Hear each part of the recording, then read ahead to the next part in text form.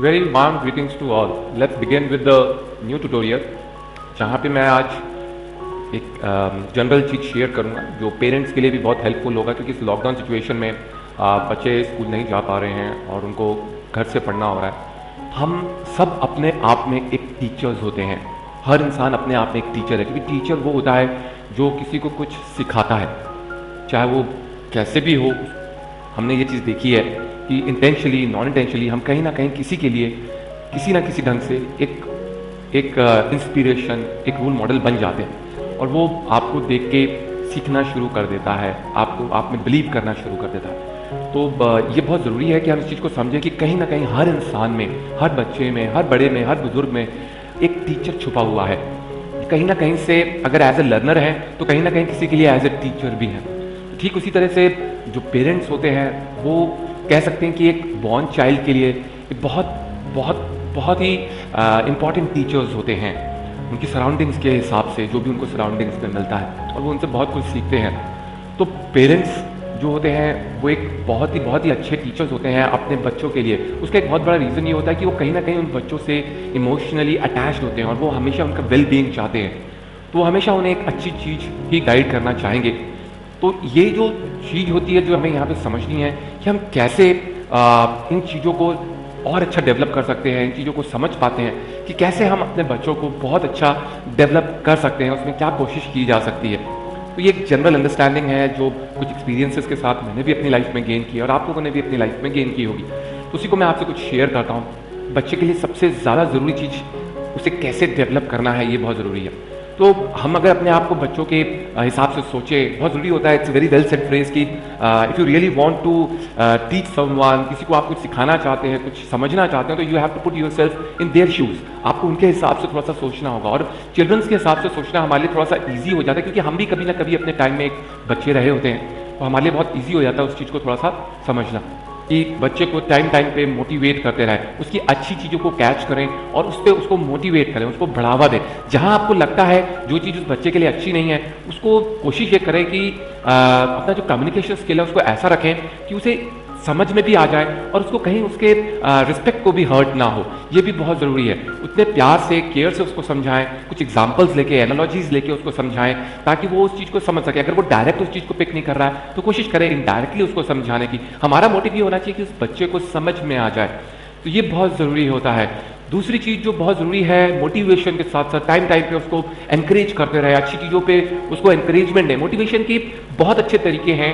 एक हम कहते हैं कि मोटिवेशन थेरेपी जो है वो आप हैंड टच से भी कर सकते हैं। बच्चे को शोल्डर पे हाथ रख के पैटिंग्स करना, कभी उसने बहुत अच्छा किया है तो उसको आप एक केयर दे सकते हैं। कई बार एक बच्चा होता है जब वो बहुत अच्छी चीज़ करता है तो आप उसके अगर हेयर में हल्का सा भी अपना हाथ स्क्रब कर देंगे तो उसको बहुत अच्छा लगता है। चाइल्ड फील वेरी मोटिवेटेड, उसको बहुत एनकरेजमेंट मिलती है वहाँ पे। छोटी छोटी सी चीज़ें हैं, आप कैसे बॉडी लैंग्वेज को यूज़ कर सकते हैं उसको एनकरेज करने के लिए। एक छोटी सी स्माइल उस बच्चे के लिए बहुत हो जाती है, वो समझ जाता है कि हाँ उसने कुछ अच्छा किया है। तो ये चीज़ें हैं। उसके जब उसने कुछ गलत भी किया हो तो उसको कैसे गाइड करना है, स्माइल के साथ, प्यार के साथ, पेशेंस के साथ, रिस्पेक्ट के साथ उसको गाइड करना बहुत ज़रूरी हो जाता है। उसको सपोर्ट करें जहाँ पर वो उसका, आप उसको, ये पेरेंट काउंसलिंग है जो पेरेंट को हमेशा अपने बच्चे के साथ करते रहनी चाहिए। उसको सुने, उसको समझने की कोशिश करें कि वो क्या कहना चाहता है आपसे, उसकी क्या अंडरस्टैंडिंग है। उसके साथ थोड़ा सा टाइम दें। भले ही आप अपनी एक्टिविटी साथ साथ करते रहें लेकिन वर्बल कम्युनिकेशन के साथ उसके साथ इन्वॉल्व रहे। उसको कहीं ना कहीं उसकी बात को सुने। हो सकता है वो कहीं ना कहीं गलत भी हो, पर उसको सुन के कोई एग्जाम्पल देके उसको खुद सोचने पे मजबूर करें कि वो जो सोच रहा है वो क्या सही है, क्या गलत है। जितना ज़्यादा वो उस चीज़ में अपने आप को सपोर्ट पाएगा उतना ही वो आपके साथ आप में बिलीव करेगा, आपको समझने की कोशिश करेगा और एक म्यूचुअल रिलेशन जो है वो बहुत स्ट्रांग होगा। लव केयर अपनी जगह है, उसको बहुत ज़रूरी है कि प्यार और उसका केयर ज़रूर करें। कहीं पर भी आपको लगता है कि वो किसी भी तरह से उसको कोई हेल्प की ज़रूरत है तो उसको वो रिसोर्स किसी क्रिएटिविटी से भी दी जा सकती है और जो रिसोर्स के बिना काम नहीं हो सकता उस रिसोर्स को अवेलेबल करने की कोशिश करें। हाँ, कोई एक्स्ट्रा रिसोर्स है उसको आप क्रिएटिविटी से कवर कर सकते हैं, जहाँ पे बहुत ज़्यादा उसका मनी स्पेंड करने की हमको ज़रूरत नहीं पड़नी चाहिए, जहाँ पर हम उसको कम से कम मनी में भी बहुत अच्छा उसको लिविंग स्टाइल जीना सिखाएं। ये बहुत जरूरी है। कैसे अपने सराउंडिंग की रिसोर्सेज को प्रॉपर्ली यूज करना है, वो जब आप उसके लिए केयर करेंगे तो अपने आप वो बच्चा ये चीज पिक करने लगेगा कि कैसे आप सराउंडिंग को यूज कर रहे हैं, वैसे वो उन सराउंडिंग्स को यूज करने लग जाएगा। तो ये एक केयर में, प्यार में, सपोर्ट में, मोटिवेशन में, इसमें एक बहुत बड़ा इंपॉर्टेंट फैक्टर छुपा हुआ है, क्यों कहीं ना कहीं आपका और आपके बच्चे का एक म्यूचुअल रिलेशनशिप को बहुत स्ट्रॉन्ग करता है। ये रिस्पेक्ट अपनी जगह है, चाहे छोटा हो चाहे बड़ा हो, रिस्पेक्ट को मेंटेन करें, वो बहुत जरूरी है। अगर आप उसके साथ कोई एंग्री या ऐसा कोई नोटेशन शेयर करेंगे तो बच्चा कहीं ना कहीं आपसे वो चीजें पिक करने लगेगा और कल वो शायद किसी और के साथ या फिर आपके साथ ही वही चीज रिपीट कर दे, तो वहां पे बहुत डिफिकल्ट हो जाता है। तो ये बहुत ज्यादा इंपॉर्टेंट फैक्टर है, इसको मैंने प्रेफरेंस इसीलिए दिया है कि सबसे ज्यादा जरूरी चीज यहाँ पर ये चीज आ जाती है। अब मैं नेक्स्ट चीज जो आपसे डिस्कस करने जा रहा हूँ वो ये है कि हमने बच्चे को डेवलप कैसे करना है। जब वो पढ़ाई कर रहा है या अपने सराउंडिंग से कैसे चीजें सीख रहा है, वो टेक्निक आपने क्या रखनी है, टेक्निकल चीजों को क्या ध्यान देना है, ये बहुत जरूरी है। सबसे पहली चीज उसमें आती है इमेजिनेशन। बच्चे का इमेजिनेशन स्ट्रांग होना चाहिए, उसको स्ट्रांग करें, क्योंकि नॉलेज से भी बहुत ज्यादा जरूरी है उसका इमेजिनेशन। अगर क्योंकि इमेजिनेशन की कोई लिमिट नहीं होती है, ये आपकी विदाउट लिमिट काम करता है। वो इमेजिनेशन डेवलप करने का बहुत सिंपल सा तरीका है कि मान लीजिए कोई भी सब्जेक्ट बच्चा पढ़ रहा है तो उसमें रश नहीं करना है उसका। हम कई बार सिलेबस कवर करने की जगह में, होमवर्क कवर कराने के चक्कर में बहुत ज्यादा रश कर जाते हैं, उससे एक बच्चे की इमेजिनेशन डेवलप नहीं हो पाती है। और एक चीज की डेवलपमेंट अगर ना हो तो उससे लिंक जो बाकी चीजें हैं वो अच्छे से डेवलप नहीं हो पाती हैं। और हमारी जो वॉल है उसका अगर बेसिक्स जो बेस है वो नहीं अच्छा होगा तो आगे कहीं ना कहीं वो वॉल जो दीवार होती है वो हमारी कमजोर हो जाती है। तो कोई भी एक चीज आप उसे पढ़ा रहे हैं, उस एक छोटे से टॉपिक को उसकी इमेजिनेशन जो है वो अच्छी करना शुरू कीजिए। जैसे कि फॉर एग्जाम्पल आपने कोई एक टॉपिक ले लिया, एप्पल, मैं एक सेब का एग्जांपल ले लेता हूं। आपने एक एप्पल ले लिया, उस एप्पल को रख के आप उसकी इमेजिनेशन डेवलप कीजिए। उसे बोलिए कि एप्पल के बारे में आप जो भी सोच सकते हो सोचो। ये एप्पल कोई भी टॉपिक हो सकता है, अगर आप साइंस पढ़ा रहे हैं तो उसमें फोर्स हो सकता है, हिस्ट्री पढ़ा रहे हैं तो उसमें एक मुगल साम्राज्य हो सकता है। जो भी टॉपिक आप उस बच्चे को पढ़ा रहे हैं उस टॉपिक से रिलेटेड एक पॉइंट रख के उसके ऊपर उसे इमेजिन, उसके ऊपर उसे क्रिएटिव थिंकिंग करने की कोशिश कीजिए। जैसे एप्पल के बारे में वो बहुत कुछ सोच सकता है, न्यूटन को सोच सकता है, एप्पल एक फ्रूट है ये सोच सकता है, एप्पल एक फोन का नाम भी है वो ये भी सोच सकता है। ऐसी कितनी सारी चीजों को वो इमेजिन कर सकता है और उसकी इमेजिनेशन की जो स्ट्रेंथ है वो बहुत ज्यादा बढ़ती जाएगी। जितना ज्यादा डीप में वो अपने आप को लेके जाएगा, उसकी थिंकिंग एबिलिटी जो है वो डेवलप होगी किसी एक टॉपिक को लेके। जैसे जैसे वो एक टॉपिक के बारे में बहुत ज्यादा वास्ट नॉलेज एक्सप्लोर कर लेगा, उसके बाद आप उसको नेक्स्ट टॉपिक पे लेके जाइए तो वो पहले टॉपिक से उसे रिलेट कर पाएगा और बहुत अच्छा डेवलप हो पाएगा। ये एक तरीका टीचर का और एक पेरेंट्स का डेवलप करने का सबसे अच्छा तरीका होता है।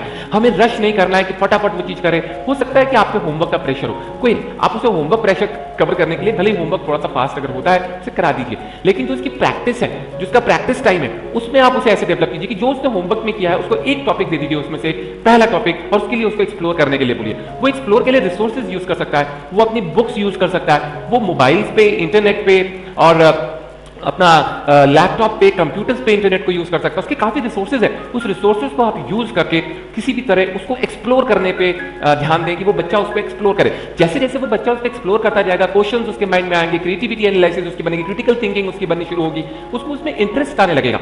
ये बहुत इंपॉर्टेंट फैक्टर है। बच्चे को अगर आप ध्यान से देखें तो जिस चीज में बच्चे को इंटरेस्ट होता है वो उस चीज के लिए दिन रात एक कर देता है। तो वो एबिलिटी उसमें है कि वो हार्ड वर्क कर सकता है। बच्चे हमेशा ब्लेस्ड होते हैं, उनमें बहुत सारी क्वालिटीज भगवान ने डाली होती है, हमने बस उन क्वालिटीज को डेवलप करना है, उसकी उस इमेजिनेशन थिंकिंग एबिलिटी से उसमें एक इंटरेस्ट लेकर आना है। एक बार बच्चे में उस टॉपिक के लिए इंटरेस्ट आ गया, बाकी वो सेल्फ मोटिवेट हो जाता है, वो अपने आप उस पर और आगे काम करने लगता है और आपने उसको कहीं ना कहीं सपोर्ट देते रहना है। उसके लिए कहीं ना कहीं आपको भी अपने आप को डेवलप करना पड़ेगा। मान लीजिए आपने कोई टॉपिक बच्चे को दिया तो उसके लिए हल्का सा अपने ऊपर भी काम कीजिए कि उस टॉपिक के बारे में थोड़ा सा आप भी सर्च कीजिए, क्योंकि हम लोग भी कहीं ना कहीं इतने परफेक्ट नहीं होते हैं, कुछ ना कुछ हमें भी बैकलॉग्स हो सकते हैं, कमियां हो सकती हैं, उसको दूर करने के लिए हमें थोड़ी सी प्रैक्टिस करनी होती है, तो हम बच्चे को उसमें हेल्प कर पाते हैं। बहुत सिंपल सी चीज है, छोटा सा टॉपिक एप्पल उसको दिया, एप्पल के लिए आपने थोड़ा सा सर्च कर लिया, थोड़ा सा पता कर लिया एप्पल क्या होता है, अपनी क्रिएटिविटी यूज किया और यकीन मानिए आपकी क्रिएटिविटी अपने आप में बहुत अच्छी होगी, वो बच्चे की क्रिएटिविटी से अलग होगी, बच्चा आपकी क्रिएटिविटी से और सीखेगा। तो ये बड़ी जनरल सी चीज है, इससे बहुत अच्छा डेवलपमेंट एक बच्चे का होता है। तो नेक्स्ट चीज, उनको जब आपने पढ़ाना है, जब वो पढ़ रहे हैं, इस एबिलिटी से वो आगे बढ़ रहे हैं, तो उसको आपने एक चीज बहुत जरूरी है कि उसका डॉक्यूमेंटेशन भी वो साथ में करें। वो डॉक्यूमेंटेशन वो कैसे कर सकते हैं, नोट्स मेकिंग का एक तरीका है जिसमें वो नोट्स बना सकते हैं। नोट्स बनाते वक्त वो ये ध्यान रखें कि जब वो नोट्स बना रहे हैं तो वो एक सिलेबस को जरूर साथ में रखें, कि वो अपने आप में आपकी बच्चे को एक गाइडेंस दे देता है कि उसने क्या रोड फॉलो करना है, क्या रूट फॉलो करना है। ये जरूरी है कि वो जब अपनी इमेजिनेशन में बहुत ज्यादा डीप में जाने लगे तो आप देखेंगे वो उसमें एक टायर्डनेस भी आएगी। वो टायर्डनेस शायद फिजिकल ना हो, वो मेंटल टायर्डनेस हो। वहां पर हमने ध्यान रखना है कि कहां बच्चे को सही टाइम पे एक ब्रेक देना है कि हाँ बेटा अब you can take a break, और एकदम से उसको उस चीज से वो जो सोच रहा है उससे अलग लाके किसी और चीज को, टॉपिक को सामने रखना है ताकि वो अब उस चीज पे सोचे। वो ब्रेक कुछ भी हो सकता है, कोई स्ट्रेस बस्टर्स हो सकता है, जैसे मैंने कुछ एक्टिविटीज आपको बताई हैं प्रीवियस में कि बच्चे क्या क्या एक्टिविटीज कर सकते हैं। कोई आपकी क्रिएटिविटी है उसमें आप उसे ले जा सकते हैं, अपने साथ कुकिंग में इन्वॉल्व कर सकते हैं उसको, थोड़ा सा कुकिंग देखो। ये सारी चीजें आप उसको ब्रेक में दे सकते हैं। जैसे कुछ आयुर्वेद के बारे में, कौन से फूड्स अच्छे होते हैं घर में, जो हमारे मम्मी होती हैं, जो हमारे पेरेंट्स होते हैं, उनको बहुत अच्छी नॉलेज होती है कि खाने में क्या क्या चीजें हेल्थ के लिए अच्छी होती हैं, उसके बारे में उन्हें ब्रेक देके गाइडेंस दीजिए, उनके साथ कुछ डिस्कस कीजिए ऐसी चीजें जो उन्हें और फर्दर उनकी हेल्थ को इंप्रूव करने में तो इस टाइप से आप क्रिएटिविटी यूज कर सकते हैं कि क्या ब्रेक में आपने उसको देना है करने को। तो यहां पर उसकी एक नोट्स मेकिंग तैयार होती रहती है, साथ साथ में वो नोट्स बना रहा है, सिलेबस को फॉलो कर रहा है, साथ में वो सिलेबस के अलावा भी कहीं अगर उसमें क्रिएटिविटी आ रही है तो उसके लिए भी वो एक जगह रख सकता है। हम यूजुअली नोट्स बनाते हैं कि छोटा करने के लिए नोट्स बनाते हैं, उसे छोटा करने के लिए आप मैपिंग यूज करें, नोट्स नहीं यूज करें। नोट्स में इलैबोरेटिव रहे कि जितना ज्यादा अच्छा आप एक्सप्लेन कर सकते हैं अपने नोट्स में, चाहे उसमें आपको अपनी लैंग्वेज यूज करनी पड़ रही है, चाहे उसमें आपको डिक्शनरी यूज करके हिंदी में या किसी और लैंग्वेज में लिखना पड़ रहा है, अपने मदर टंग में लिखना पड़ रहा है, करें। जितना बेस्ट एक्सप्लेन कर सकते हैं अपने नोट्स में उसे एक्सप्लेन करें। जितना ज्यादा 4-5 बुक्स आप रेफर कर सकते हैं, 4-5 रिसोर्सेज आप रेफर कर सकते हैं, वहां से आप उस नोट्स मेकिंग को बनाएं। जो आपने शॉर्ट में करना है कि शॉर्ट के लिए याद करना है, उसके लिए मैपिंग यूज करें। मैपिंग क्या टेक्निक होती है कि मान लीजिए आपने सेंटर में, जैसे मैंने आपको बताया कि एक एप्पल रख लिया, एप्पल पे एक सर्कल लगा लिया, सर्कल लगा के आप उससे नेक्स्ट टॉपिक जोड़ लीजिए कि भाई एप्पल किससे जुड़ा हुआ है, उससे कलर से, कलर के आगे एक नेक्स्ट एरो लगा लीजिए, उसमें लिख लीजिए रेड। तो ये आपने एक शॉर्ट वे में पूरा एप्पल के बारे में पूरी एक्सप्लेनेशन एक पेज पे कर सकते हैं। तो ये मैंने मैपिंग टेक्निक एक पीछे अपने ट्यूटोरियल्स में भी यूज किया है, आप उस ट्यूटोरियल्स को भी देखिएगा जो मैंने केमिस्ट्री के, फिजिक्स के थोड़े से बीच में बनाए हैं, उसमें भी मैंने स्टार्टिंग में पूरा मैपिंग टेक्निक यूज किया, जहां पे मैं एक एक करके आपको पॉइंट्स डिस्क्राइब कर रहा हूं इंट्रोडक्शन में। तो वो वैसे ही आप पूरी मैपिंग टेक्निक्स को यूज कर सकते हैं। और इमेजिनेशन, जितनी भी चीजें आप डेवलप कर रहे हैं, ये सारी चीजें ध्यान में रखिए कि सिर्फ और सिर्फ मार्क्स के लिए ना करें, ये बहुत जरूरी है। मार्क्स के आगे भी दुनिया है, बल्कि एक्चुअल दुनिया वही है।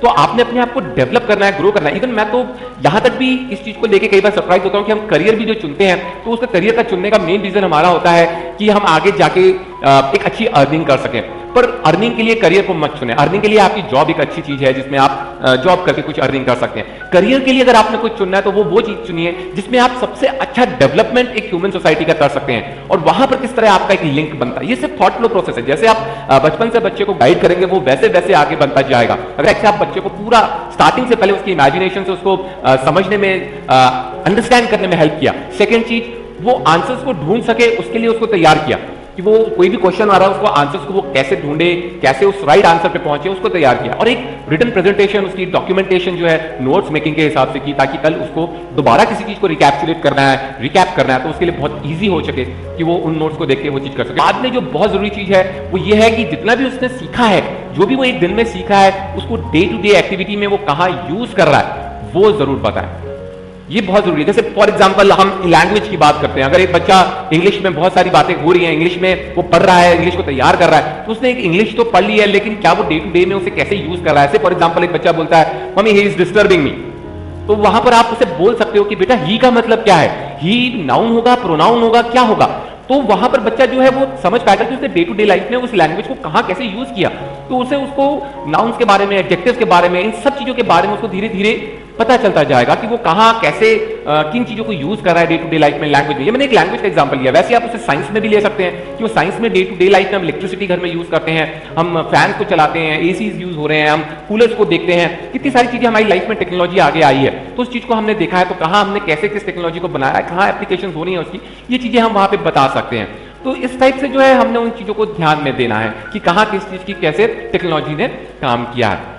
ये हमारा एप्लीकेशन आ जाता है। जो भी वो पढ़ रहे हैं, जब उन्हें वो डे टू डे लाइफ से रिलेट कर पाएंगे तो वो एक उनकी फर्दर इमेजिनेशन को डेवलप कर देगा, और फर्दर उनको पता चलेगा कि हाँ यार ये चीजें कितनी इंपॉर्टेंट है जो हम डे टू डे लाइफ में उसे यूज कर रहे हैं। तो इससे जो है उनमें एक इंटरेस्ट बना रहेगा उनको। सो दैट वाज देयर जो मैं आज आप लोगों से डिस्कस करना चाहता था। ये पेरेंट्स के लिए भी बहुत अच्छा है और बच्चों के लिए भी ये बहुत अच्छा है, और हर इंसान के लिए जो कहीं ना कहीं एज ए टीचर काम कर रहा है उसके लिए बहुत जरूरी है कि वो इस चीज को समझे कि कैसे वो खुद भी एक लर्निंग कर रहा है और कैसे वो खुद भी कहीं ना कहीं किसी को टीच कर रहा है।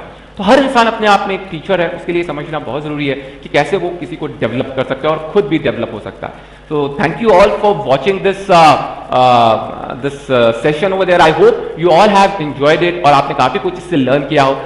Till very soon I will meet you with the next tutorial also, जहां पर मैं आपको काफी सारी चीजें और बताऊंगा। So till then take care of yourself, God bless you and